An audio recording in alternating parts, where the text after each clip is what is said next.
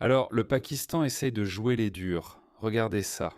Nous avons envoyé Will Goddard, reporter de JB News, au Haut Commissariat du Pakistan pour savoir pourquoi. C'est Will Godley de JB News. Je me demandais s'il y avait quelqu'un à qui je pourrais parler au sujet de Shabir Ahmed. Shabir, oui. Pourquoi le Pakistan ne le reprend-il pas? Oui, attends dehors, s'il te plaît. Pourquoi crois-tu que le Pakistan ne veut pas le reprendre?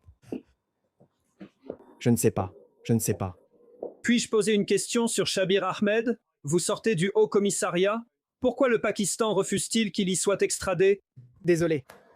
Savez-vous quelque chose sur Shabir Ahmed? Non, Vous ignorez pourquoi le Pakistan refuse de le reprendre? Non, je ne sais pas. je ne sais pas.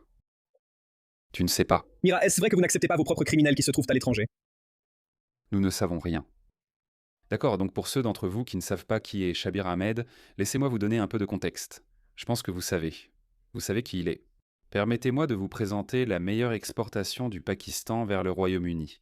Voici ce type, Shabir Ahmed. Laissez-moi vous dire brièvement qui il est. Il était le chef d'un des réseaux d'exploitation sexuelle de mineurs opérant au Royaume-Uni, où il a abusé de plus de 20 enfants. La plupart d'entre eux avaient entre 12 et 14 ans. Il a été condamné. Il a été libéré plus tôt, comme cela se fait au Royaume-Uni. Et le Pakistan dit maintenant qu'il ne veut pas de lui à moins qu'il y ait une contrepartie, ce qui signifie remettre des dissidents légitimes du Pakistan, des dissidents légitimes. Regardez simplement l'ironie de la situation. Oui, d'un côté, le Royaume-Uni accueille des dizaines de milliers de faux demandeurs d'asile. Faux. Ils ne sont pas homosexuels, ils ne sont pas persécutés, mais ils viennent au Royaume-Uni à cause de la faille, parce qu'ils font appel à l'humanité des nations occidentales. Et pour une raison quelconque, même si nous savons qu'ils sont de faux demandeurs d'asile, nous ne pouvons rien y faire parce que, vous savez, nous ne pouvons pas gérer l'asile de manière négligente et imprudente. Nous ne pouvons pas expulser les gens vers leur pays d'origine s'ils risquent d'y être persécutés. Laissez-moi vous présenter ce gars. Je ne suis pas fan de lui, mais je reconnais qu'il est un véritable dissident du gouvernement pakistanais. Ce gars, le major Adil Raja, je crois qu'il vit à Luton ou quelque part par là. Je ne sais pas, il vit quelque part à Londres. Regardez-le. Il servait autrefois dans l'armée pakistanaise, mais ensuite il est parti. Le gouvernement pakistanais affirme qu'il est devenu un agent renégat, ce qui est faux. Voilà. Donc en fait, c'est donc en réalité le Royaume-Uni. Le Pakistan dit en gros « Donnez-le-nous et nous prendrons aussi votre Shabir Ahmed, vos réseaux de pédocriminalité. » Et le gouvernement britannique répond « On ne peut ni ne devrait vraiment faire ça. » Comme je l'ai dit, nous accueillons déjà des dizaines de milliers de faux demandeurs d'asile. Et puis, d'un autre côté, nous expulsions un véritable demandeur d'asile ou un véritable réfugié, il sera torturé. Je vous assure qu'il sera torturé et emprisonné. Je sais que beaucoup de Britanniques diront « Nous nous en fichons ». Non, nous devrions nous en soucier. Nous avons beaucoup de moyens de pression sur le Pakistan. Alors, laissez-moi vous montrer quelques vidéos. Voyons quels sont les avantages et les inconvénients de cet argument. Nous devrions les punir jusqu'au jour de leur mort. La ministre de l'Intérieur a annoncé qu'il fallait changer la loi pour expulser cet homme. Il ne pouvait pas l'être, car la loi sur l'immigration de 1971 interdisait d'expulser tout citoyen du Commonwealth arrivé au Royaume-Uni avant 1973 et y ayant vécu 5 ans. Je crois que le débat n'est pas le bon. Laissez-moi rappeler pour quel fait il a été condamné. 32 infractions distinctes de viol sur enfant. Regardez-le. Complicité de viol. Et à ce sujet, on pense qu'il aurait été impliqué dans bien plus de cas que ces 32 cas de traite au Royaume-Uni pour exploitation sexuelle. La liste continue. Il a été condamné à 22 ans de prison. Les gars, c'est Sky News. Vous remarquez le changement. Et je l'ai toujours dit, je me fiche de la loi ici, de l'obstacle juridique. Ce sont des décisions politiques à prendre. D'accord, une fois que nous aurons créé un consensus suffisant dans l'opinion publique, alors tout peut être discuté. Laissez-moi vous dire, les expulsions massives seront le sujet de conversation dans tout le spectre politique dans les années à venir. Aujourd'hui, beaucoup disent, l'expulsion massive est raciste. Ça va disparaître. C'est une décision politique. Et c'est pourquoi l'activisme politique est si important. Et je vous le dis, dans les prochaines années, vous verrez des célébrités grand public commencer à parler de ces sujets. C'est comme ça que l'humanité a toujours fonctionné. D'accord. Cela peut donner l'illusion que nous sommes devenus trop civilisés et que nous ne pouvons plus dire certaines choses. Regardez comment des choses auparavant indicibles vont devenir la norme. Tout le monde parlera d'expulsion massive, que le multiculturalisme ne fonctionne pas. Blablabla. Bla bla. Regardez ça, c'est Sky News qui parle de l'expulsion d'un citoyen britannique. Laissez cela faire son chemin un instant. Un Britannique, selon eux, bien sûr, pour moi je m'en fiche. Je m'en fiche même si tu es un citoyen britannique de naissance. Je m'en fiche, il faut des décisions politiques pour résoudre des problèmes politiques comme le multiculturalisme. Donc, même s'il y a une centaine de lois contre cela, changeons-les. Nous pouvons les changer une fois que nous aurons établi un consensus politique. Et libéré après 14 ans? Le débat devrait porter sur nos règles de condamnation. Cet homme ne devrait jamais, jamais sortir de prison. Je ne veux pas qu'il soit expulsé. J'ai parlé trop vite. Voilà. Je veux qu'il soit puni et qu'il ne voie jamais la lumière du jour. 32 cas distincts de viol. Il y a un débat sur le fait qu'il soit libéré plus tôt. 14 ans malgré 22 peines prononcées, mais il n'a purgé que 22 ans de prison. S'il y a d'autres condamnations, ce que nous espérons tous concernant les gangs d'exploitation sexuelle de mineurs, changeons la loi dès maintenant pour qu'il ne soit jamais libéré. Non, tu sais ce que je vais dire? Je suis en partie d'accord avec lui. Je ne pense pas que des gens viennent ici commettre toutes sortes de crimes horribles, puis être simplement expulsés comme punition. Ce n'est pas grand-chose comme punition. Imaginez qu'un Pakistanais fraîchement arrivé arrive d'un village du Pakistan, viole des dizaines de citoyens britanniques, des enfants, et ensuite on lui dit « D'accord, retourne au Pakistan ». Pourquoi est-ce une punition? Non, il faut forcer le gouvernement pakistanais. Et je suis même prêt à dire que nous devrions construire des cellules de prison pour les anciens citoyens britanniques ou australiens au Pakistan. Nous devrions en payer le coût. Nous devrions avoir des gardiens là-bas à notre solde et les laisser mourir dans ces prisons, ou peut-être nous éviter des ennuis. Rétablissons la peine capitale. Rétablissons la peine de mort pour éviter des ennuis. Écoutons Nouria Khan sur cette situation. Chef du gang Gift, pensez-vous que le Pakistan a raison? Même si la loi est adoptée, le vaurien Shabir Ahmed pourrait bien utiliser la législation sur les droits de l'homme pour tenter d'empêcher son expulsion vers un pays où il n'a pas vécu depuis 60 ans. Oui, je veux dire, écoutez, lui, quand on pense au fait qu'il est né au Pakistan, et avec quelqu'un comme lui, qui était le chef de l'un des syndicats du crime organisé les plus méprisables et des pires scandales que ce pays ait connus, il est logique qu'il ait renoncé à sa citoyenneté pakistanaise lorsqu'il a obtenu la citoyenneté britannique, parce qu'il y avait une intention derrière ce qu'il s'apprêtait à faire. Et laissez-moi vous dire quelque chose, Peter.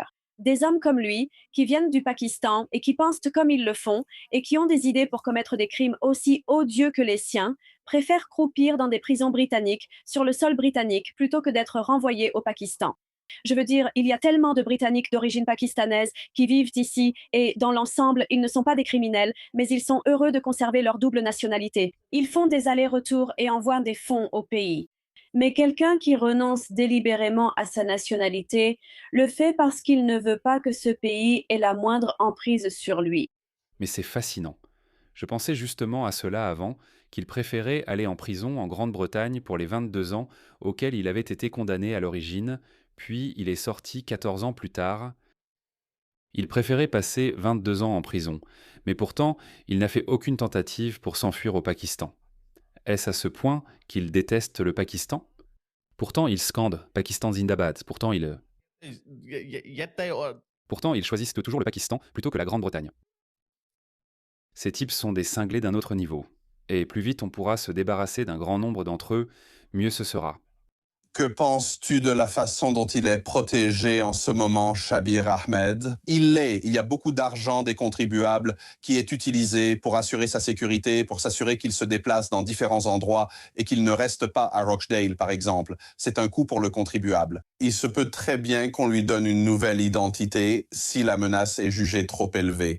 Et il est clair qu'il y a beaucoup de gens qui veulent l'éviter. Il est clair qu'il y a beaucoup de gens qui veulent dénoncer ce qu'il a fait. Pensez-vous que c'est une bonne utilisation de l'argent des contribuables? Et pensez-vous que la communauté musulmane, sa propre communauté, pourrait faire plus pour l'éviter et davantage pour dénoncer cela?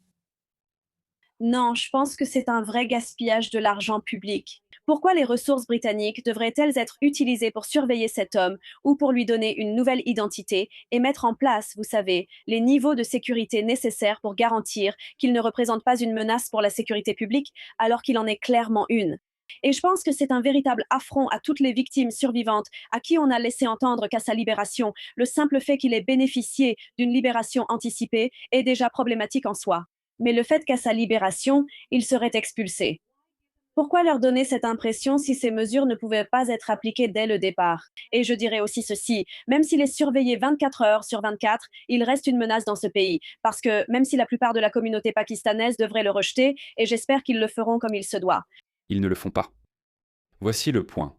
Si le Parti travailliste s'inquiète de contrarier la communauté pakistanaise en le déportant, de peur d'être sanctionné le jour des élections, alors qu'est-ce que cela dit de la communauté pakistanaise? Ils les détestent. Ils détestent le... Nous détestons le prédateur, autant que vous. Il y a des brebis galeuses dans chaque communauté. Alors pourquoi les soutenez-vous? Pourquoi le Parti travailliste craint-il que s'il se montre trop sévère envers le Pakistan, la communauté pakistanaise en Grande-Bretagne va les sanctionner? Il y aura un petit segment de la société, et je dis petit avec beaucoup de réserve, qui ne pense pas qu'il ait fait quoi que ce soit de mal, le même genre de personne que lui, vous voyez. Ces réseaux resteront activés et feront tout pour le protéger tant qu'il sera au Royaume-Uni. Nous devrions en faire un exemple. Nous devrions utiliser tous les moyens de pression que nous avons contre le Pakistan, et nous en avons beaucoup. Oui, je pense que c'est un point vraiment, vraiment pertinent. Permettez-moi de faire une autre remarque. Les musulmans aiment vous dire que ce n'est qu'une petite minorité. Nous ne devrions pas être jugés sur les actions de quelques-uns. Vraiment? Alors pourquoi les musulmans soutiennent-ils toujours leurs brebis galeuses? Regardez ça. Pourquoi prennent-ils toujours le parti de leurs mauvais éléments? Vous vous souvenez de ces deux infirmières qui se vantaient en d'avoir tué des patients juifs dont elles avaient la charge. Regardez tous ces musulmans. Pas seulement des musulmans individuels ou connus, mais aussi des groupes musulmans. Le vote musulman. Le vote musulman les a également soutenus. Regardez ça, il y a comme des dizaines de mosquées ici. Soutenez Uyghur Muslim Australia, soutenez la Palestine. Toutes ces personnes, Australian Muslim Times ou University of New South Wales Muslim Students Association, ils les soutiendront. Lorsqu'ils sont acculés ou pris, ils se posent de soudain en victimes. Ne nous jugez pas pour les actes de quelques-uns. Seulement quelques-uns? Je vois. J'ai pensé à un autre exemple. Vous vous souvenez des deux frères de Manchester? On vous avait dit que les musulmans allèrent les soutenir. Vous savez ce qu'ils ont fait ensuite? Les musulmans sont venus à leur défense. Même lorsque ces vidéos étaient diffusées, tout le monde avait vu ces vidéos. Quand ces deux frères frappèrent des policiers qui étaient en fait intervenus sur les lieux pour aider un autre musulman qui avait été battu plus tôt par ces deux frères. Même alors, ils n'ont respecté aucun principe. Ils se sont rangés derrière leur identité musulmane parce qu'ils voyaient cela comme l'État britannique contre l'Oumma musulmane. Regardez-moi cette Oompa Loompa. Regardez ce clown. Je veux une action immédiate contre les policiers. Chacun d'entre eux qui a été impliqué dans l'incident à l'aéroport de Manchester, qu'ils soient tous arrêtés, suspendus, jugés et emprisonnés immédiatement. Chacun de ces officiers doit être arrêté immédiatement. Sinon, nous passerons au plan B et vous verrez de grandes manifestations. Je vous le promets, des manifestations comme vous n'en avez jamais vu. Cette stupide femme woke, elle a récemment donné une interview et elle disait « Le rôle de la police, ce n'est pas d'empêcher le crime. C'est une question d'empathie. » Nous avons foutu en l'air toute une génération de personnes. Regardez ça. Regardez les gens qui vous gouvernent. Regardez les gens qui vous menacent. Vous avez vu comment il vous a menacé là? Il a dit « Si ces policiers ne sont pas immédiatement renvoyés, alors vous verrez. Vous verrez. Vous savez ce qui se passera alors? Vous savez ce que la Grande-Bretagne a vu après cette menace? Voici ce qu'ils ont vu. » Puis, ils ont aussitôt relâché ses frères. Ils ont fait cela devant la police ou devant le commissariat qui les détenait. S'il vous plaît, détruisons tous ce putain de trou à rats. Ouais, ça n'a pas d'importance. Tika. Mais demain, je vous le dis, les gars, si on n'obtient pas justice, ouais, ces enfoirés vont mourir. Vive la révolution! Présent, présent, présent, présent! Je... Je sais que tu veux. Honnêtement, je ne comprends pas ces bruits de singes à la fin. Je ne comprends pas ça. Allahu Akbar, Allahu Akbar. C'est comme ça qu'ils soutiennent toujours leurs brebis galeuses. Alors quand ils te disent qu'en général, la plupart des gens sont bons, ils ne veulent pas dire ça. S'il te plaît, ne nous juge pas pour les actes de certains. C'est des conneries. Alors je ne comprends pas pourquoi Nouria Khan est aussi indulgente avec eux. Si le Parti travailliste pense qu'il sera puni par la communauté britannique pakistanaise pour avoir fait pression sur le gouvernement pakistanais. Pour reprendre ce chef d'un réseau d'exploitation sexuelle, alors il pense « d'accord », et je n'arrête pas de vous le dire, le multiculturalisme ne fonctionne pas. Vous ne pouvez pas construire un pays uni quand vous avez des hordes de personnes avec des allégeances différentes, quand elles ne peuvent pas vous donner une loyauté sans partage. Vous ne pouvez pas construire un pays. Comme aujourd'hui, le Royaume-Uni le découvre. Le Royaume-Uni, Londres, et, pendant que j'enregistre cette vidéo, je vais en enregistrer une autre. Pendant que nous parlons, Londres est littéralement encerclé par des Marocains vivant en Grande-Bretagne, probablement nés et élevés en Grande-Bretagne, parce que la France a expulsé des Marocains. Et je ne veux même pas savoir ce qui se passe à Paris en ce moment. Beaucoup m'ont aussi contacté à ce sujet, comme Keith dans le Lancashire. Si on ne peut pas l'expulser, remettons-le en prison pour les 8 ans restants, puis ajoutons la peine de 19 ans. Il ne sortira pas. Tirez-lui dessus. Prison. S'il n'y a pas de place, expulsons les prisonniers étrangers pour libérer des places. C'est un point valable et un défi légitime, Keith du Lincolnshire. Mais le fait est que... Je voudrais ajouter encore un point, les gars. Désolé, je sais. Si nous ne pouvons pas expulser des personnes à cause d'une loi internationale, d'un obstacle juridique ou d'un pays d'origine qui ne coopère pas, nous devons rétablir les colonies pénitentiaires. L'Australie possède beaucoup d'îles désertes, des îles désertes, où même les lézards ne veulent pas vivre. Nous pouvons construire des centres de détention. Je crois que nous avons encore quelques centres de détention abandonnés sur l'île Christmas. Nous les utilisions autrefois. Nous les utilisions pour dissuader. Et cela fonctionnait. Vous savez, les bateaux ne viendront plus. Nous pouvons faire ça. Nous avons beaucoup de terres. Mettez-les là-dedans. Mettez-les là-dedans. Faisons appel à des prestataires privés. Ce serait un bon moyen de dissuasion. Soit tu retournes dans ton pays de merde, soit tu vas dans un désert perdu en Australie. Eh bien, en fait, nos îles ne sont pas désertiques, mais tu sais, enfin, oui, ils ne seront pas sur le continent australien. Ils seront sur une île où aucune loi australienne ne s'applique, en fait. Oui, rends ça privé. Vends ces îles à des entreprises privées. Ce n'est pas notre problème ce qu'ils font ou comment ils les traitent. Les gars, ces types sont des violeurs et meurtriers, ok? Tu dois t'en souvenir. S'il était venu dans ce pays 3 ou 4 ans plus tard, il aurait été expulsé très facilement. Je me demande simplement à quel point tu penses que l'État britannique devrait être sévère avec des personnes comme Shabir Ahmed. Parce que si tu sais, est-ce qu'il y aurait des sanctions? Des problèmes commerciaux. Penses-tu que cela peut se régler diplomatiquement, Nouria? Écoute, évidemment, nous avons aussi affaire au gouvernement travailliste et il va forcément y avoir des questions sur la fermeté avec laquelle ils voudront négocier avec Islamabad. Et nous avons aussi une ministre de l'Intérieur musulmane, Shabana Mahmoud, qui a mis environ 13 petits pays africains sur la liste noire, alors que la Grande-Bretagne ne reçoit même pas autant de demandeurs d'asile venant de ces pays pauvres d'Afrique subsaharienne. Maintenant, c'est bon. Mettez-les sur cette liste. Mais elle a laissé de côté le Pakistan, le principal contributeur à ces faux demandeurs d'asile. La Grande-Bretagne reçoit plus de demandeurs d'asile du Pakistan que de tout autre pays. Ils ont reçu un soutien électoral important de nombreux Britanniques d'origine pakistanaise. Mais je pense que c'est le moment de montrer votre force, d'utiliser l'influence que vous avez et d'en faire un exemple.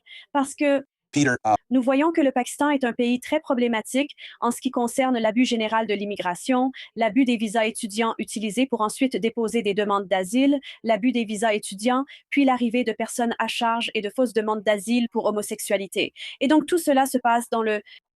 À en juger par les apparences, chaque Pakistanais est homosexuel.